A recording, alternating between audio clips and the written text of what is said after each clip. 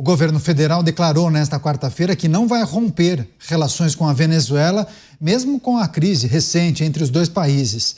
Segundo o Planalto, a postura do Brasil sobre o regime de Nicolás Maduro vai permanecer a mesma: defesa da democracia, a não intromissão em assuntos internos e a resolução pacífica de conflitos. O impasse entre Brasil e Venezuela começou após o governo insistir para que Maduro apresentasse os registros eleitorais que garantem a sua suposta vitória nas eleições presidenciais do mês de julho. Você, Luiz Felipe Dávila. Dávila, se antes parecia que o governo brasileiro estava adotando uma postura mais crítica em relação à Venezuela, você chegou até a destacar e até elogiar alguns posicionamentos, parece que agora a gente está voltando a um cenário de, não vou exagerar, falar um cenário de comadres, mas assim, mais de permissividade ao que faz a ditadura de Nicolás Maduro. Enfim, é preciso considerar também um histórico de bom relacionamento entre as duas administrações. Isso você acha que acaba prevalecendo nesse momento? Caniato, o histórico de bom relacionamento é por causa de uma afinidade ideológica do governo brasileiro que apoia a ditadura bolivariana. E você mesmo acabou de ler uma coisa que parece uma ironia: defender a democracia na Venezuela. Bom, a democracia na Venezuela não existe há muito tempo. E se o Brasil estivesse realmente defendendo a democracia na Venezuela, já teria reconhecido a vitória de Edmundo González nas eleições presidenciais. Então, é aquela interpretação que o governo gosta de fazer, o próprio presidente da República, da democracia relativa. Ela é tão relativa que até uma ditadura sanguinária pode ser definida como democracia no atual governo. Mas o que vai mudar essa relação com a Venezuela é algo que o Mota mencionou aqui. A escolha do secretário de Estado, Marco Rubio, vai mudar, porque ele, por ser de origem latina, cubana, se preocupa com a América Latina. E a América Latina, que passou todos esses últimos anos completamente ignorada pelos Estados Unidos, quem sabe agora, com o secretário de Estado como Rubio, a América Latina volta a entrar no radar da diplomacia americana. E a melhor coisa que ele pode fazer, e ele, como parlamentar, foi muito duro contra Maduro. E aí nós podemos ver a temperatura um pouco mais subir e temos uma diplomacia americana mais ativa na Venezuela e criar mais constrangimento para Maduro. Pode ser uma boa oportunidade para o Brasil sepultar essa política externa, militante, ideológica de esquerda e voltar às tradições do Itamaraty e adotar uma política de Estado. Você, Cristiano Beraldo, governo federal cedendo e agora dizendo que vai sim manter relações com a Venezuela. Muitos antes diziam, poxa, o governo brasileiro está falando grosso, mas parece que o cenário agora mudou, né? A voz saiu meio rouca, por isso que estava grossa, Caniato, mas já chuparam uma pastilha, agora está tudo bem. Estamos falando fino de novo. Uma coisa importante da gente lembrar, Caniato, sobre isso que disse o Dávila a respeito do Marco Rubio.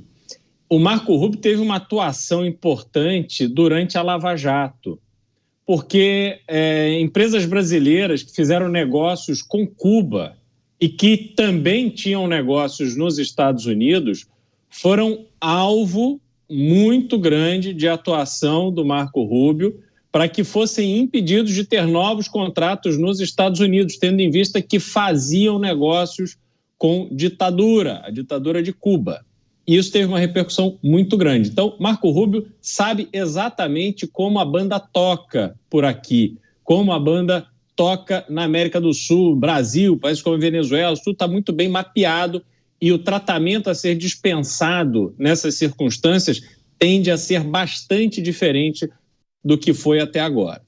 Falando especificamente dessa relação entre Brasil e Venezuela, a gente sabe, já falamos aqui outras vezes, que há uma relação pessoal entre o presidente brasileiro e o presidente venezuelano. E essa relação pessoal, ela não é simplesmente uma relação social, ela é uma relação de atuação política, de apoio financeiro a grupos que são apoiados por ambos. O próprio MST esteve recentemente com Nicolás Maduro. Nicolás Maduro disse que ia dar lá terra, apoio, etc., ao MST. Então há uma relação bastante mais íntima do que simplesmente uma relação normal entre dois presidentes de dois países.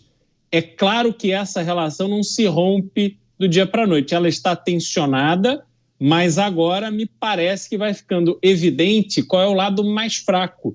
E apesar do nosso tamanho, apesar da relevância econômica do Brasil, apesar do tamanho da nossa população, me parece que o lado mais fraco nessa relação é justamente o nosso. Pois é, só relembrando a nossa audiência, houve uma série de críticas do governo brasileiro ou de representantes do governo brasileiro à situação na Venezuela. Porém, há 2 ou 3 dias, o atual presidente brasileiro concedeu uma entrevista a uma emissora dizendo que Maduro é problema da Venezuela, não devemos nos meter nessa situação. Houve uma mudança de posicionamento. E aí, no dia seguinte, a administração de Nicolás Maduro elogiou o posicionamento do Brasil. Ou seja, parece que as coisas estariam se resolvendo nessa escalada de tensões entre Brasil e Venezuela. O Brasil cedeu, Mota? Caniato, que pergunta difícil. De acordo com o ministro, a posição do Brasil sobre a Venezuela obedece a 3 princípios: a defesa da democracia, a não ingerência em assuntos internos e a resolução pacífica de controvérsias. Me perdoe, eu não vou comentar o primeiro ponto.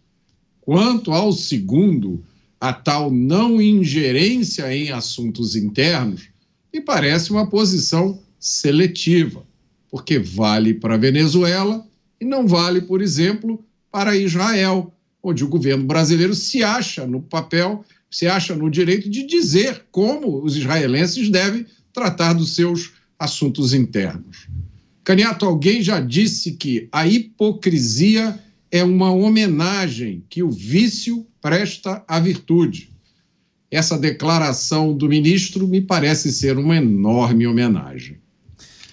Esse é um ponto importante e para a gente refletir e analisar, Dávila, a que você atribui esse duplo padrão que muitas vezes é adotado pelo líder brasileiro? Porque adota esse posicionamento quando a gente analisa ou quando a gente trata da Venezuela, porém, vimos várias manifestações que referem-se a Israel em relação àquele conflito com o Hamas, mas também sobre a Ucrânia no conflito contra a Rússia, enfim, lá no leste europeu. Você acha que é despreparo, falar de improviso, escorregou na casca de banana ou vai além disso? Caniato, você já viu algum governo de esquerda criticar outro governo de esquerda? Eu nunca vi. É um alinhamento ideológico. Nós minimizamos as divergências com outros companheiros da esquerda e criticamos apenas aqueles que são nossos adversários políticos. É assim que a mentalidade da esquerda funciona. E isso dita a diplomacia, quando o que deveria ditar a diplomacia são os interesses brasileiros, os interesses nacionais. Nós recebemos milhares de imigrantes da Venezuela que fogem do seu país porque não aguentam viver mais debaixo da ditadura bolivariana. Nós temos mais de 11 milhões de pessoas que estão abandonando o país desde que começou essa ditadura bolivariana. Esse Estado bolivariano deve ao Brasil 6 bilhões de dólares.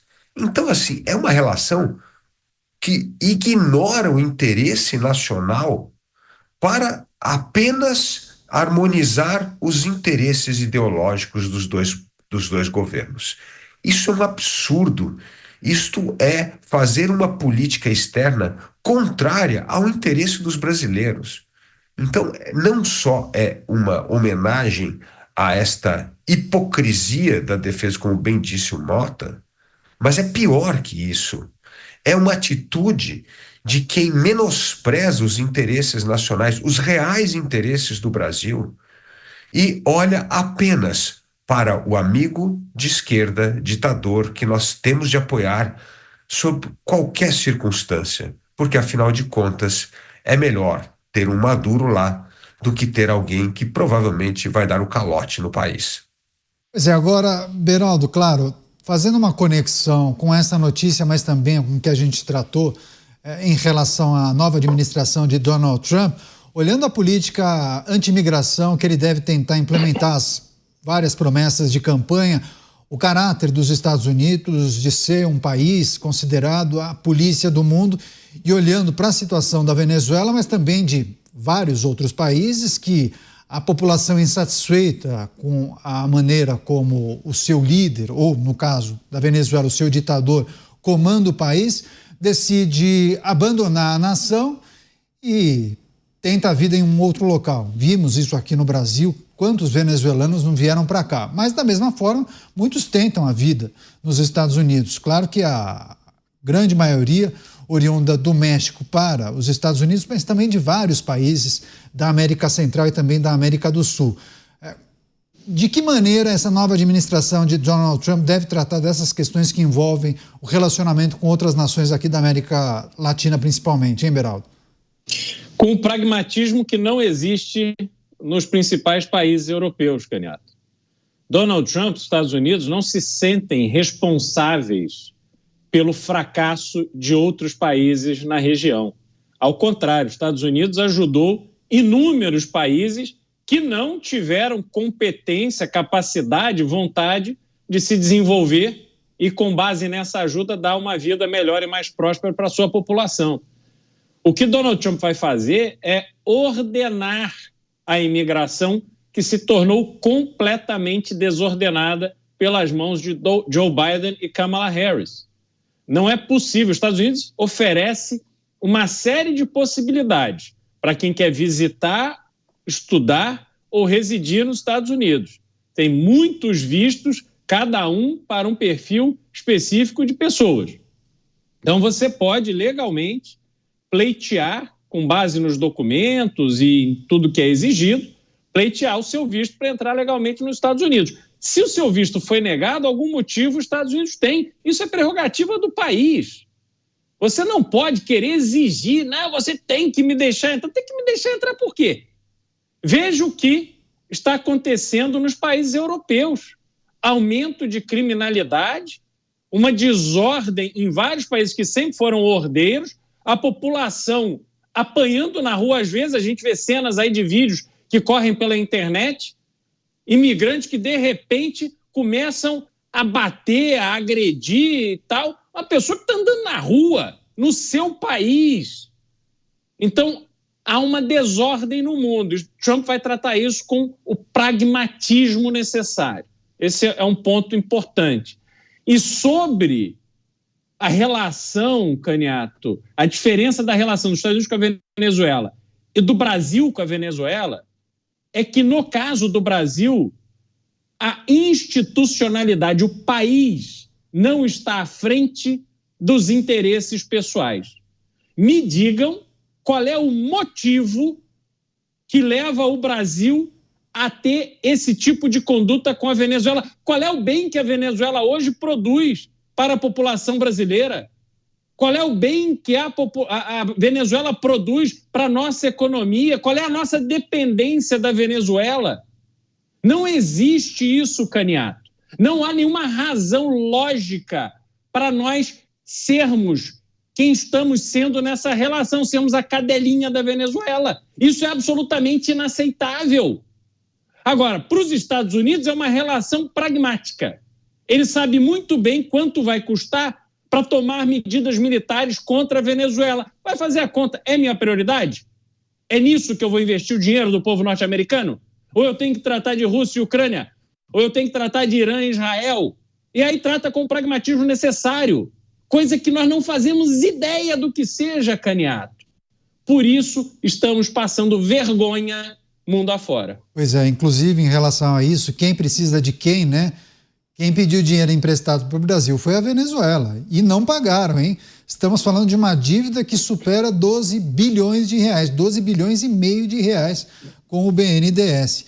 Mota, a nossa audiência lembrou também que assim que foi anunciada a vitória de Donald Trump, Venezuela, curiosamente, parabenizou Donald Trump pela vitória e disse esperar um recomeço nas relações com os Estados Unidos.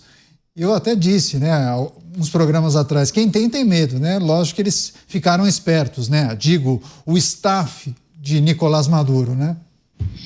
Muita gente está passando pelo mesmo processo, Canhato. Alguns com mais rapidez do que outros. A gente já pode notar ao nosso redor algumas posições se mudando, uns discursos se suavizando, né? Pessoas já pensando como será o futuro. Imagina se você tiver Elon Musk realmente no governo, ele já foi nomeado, só falta ele começar a trabalhar. Imagina você ter Marco Rubio, um feroz anticomunista, como secretário de Estado, controlando os vistos de quem entra e de quem sai. Imagine você ter um ministério como esse, que o Trump formou, cuja característica principal é ser composto por pessoas leais a ele e alinhadas com a sua forma de pensar. Eu estou vendo aqui na mídia americana ao longo do dia de hoje muita histeria, vários veículos de mídia dizendo que eles nunca identificam quem são as fontes, né? Mas dizendo que fontes anônimas do governo estão expressando preocupação com esse ministério de Trump, porque ele não tem nenhuma figura ligada ao mecanismo, ao establishment. São todas pessoas de fora do atual governo, de fora da máquina do governo, com essa visão de quem está de fora, de que é preciso mudar, de que é preciso reformar, de que é preciso enxugar, e isso está semeando pânico em certos setores do governo americano.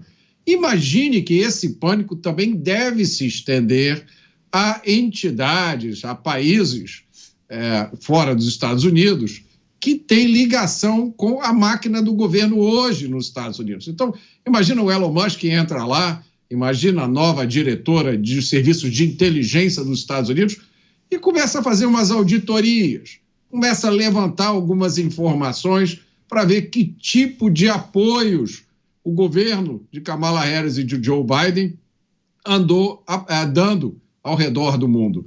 Eu tenho certeza que muita gente, muitos políticos, muitos ativistas, muitas ONGs vão ver as suas fontes de ideias e de dólares secar de uma hora para outra. Muita gente vai ter que procurar emprego, Canhato. Muita gente não vai ter mais o que dizer, porque aquela pautazinha que vinha toda semana dos Estados Unidos, da Fundação A ou da Fundação B, cheia de palavras de ordem, olha, agora está na hora de usar essa frase aqui, agora está na hora de organizar esses protestos, isso tudo vai sumir. Muita gente também deve estar preocupada, será que eu vou conseguir ir aos Estados Unidos, né? Será que eu vou ser envolvido em alguma investigação que vai ser feita pelo novo governo? Porque Donald Trump já deixou claro que ele está voltando para um segundo mandato muito diferente do primeiro. No primeiro ele não tinha muita experiência, ele sofreu com a pandemia, foi atacado, queriam tirar ele de qualquer jeito. Acho que aconteceram duas tentativas de impeachment, salvo engano. Agora o jogo é outro.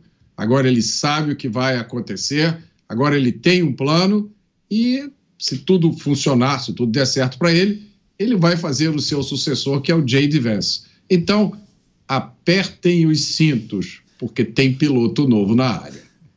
É isso aí. Agora, quando você estava falando das ONGs, claro que a nossa audiência é sempre ligada, perguntando se você se referiu a George Soros e a Open Society, se nos próximos programas você vai tratar disso. Vai, Mota? É um aperitivo? É isso? É um teaser? Inclusive, Canhato, eu publiquei no X, né? Não podia ser em outro lugar, uma charge que eu fiz, que é um interruptor. Esse interruptor está virado para cima. Embaixo está escrito Soros, em cima está escrito Musk. E o interruptor agora foi virado para cima. Portanto, não se surpreendam se muita gente, subitamente, der um giro de 180 graus e mudar totalmente a sua posição política. Governo federal, governo brasileiro afirmando que vai manter, sim, relações com a Venezuela com Nicolás Maduro. Quer fechar você, Dávila? Claro que a gente fala das relações com Nicolás Maduro, só que, em razão da vitória de Donald Trump e os vários anúncios dele, é importante também trazer os Estados Unidos para essa discussão. O governo federal afirma que vai manter as relações com a Venezuela. Mas o que a gente pode projetar, Dávila, rapidamente, da relação do governo brasileiro com a nova administração norte-americana? Eu queria tratar da questão do governo norte-americano, Brasil com a Venezuela. Sim, por favor. Se Marco Rubio, como novo secretário de Estado, e o governo Trump reconhecer Edmundo González como legítimo presidente eleito da Venezuela, isso será uma reviravolta gigantesca na diplomacia, não só americana, como também vai afetar o Brasil. Porque esse governo novo não é só de falar. Se vai reconhecer, vai começar a aumentar a pressão ainda mais em cima de Nicolás Maduro. Então eu entendo que uma mudança de postura dos Estados Unidos em relação à Venezuela pode ressuscitar aquela minha velha ideia que eu tanto prego aqui nos Pingos nos Is, da comunidade internacional se mobilizar para jogar duro com a Venezuela. Isto é, jogar duro com Nicolás Maduro, reconhecer Edmundo González e fazer com que essa ditadura bolivariana seja desmantelada o mais rápido possível para a felicidade do povo venezuelano.